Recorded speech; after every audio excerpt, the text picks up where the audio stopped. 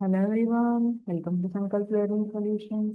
Let us see question number 12 of chapter Haloalkanes and Haloarenes.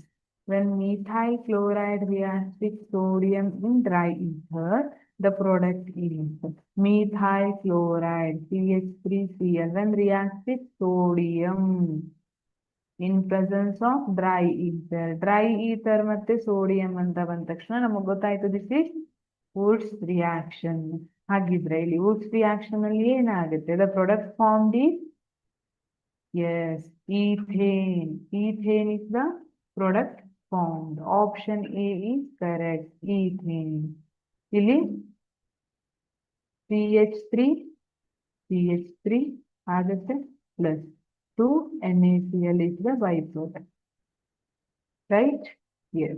Option A, ethane is correct. Option B, ethene wrong. C, propane wrong. Option D, methane wrong.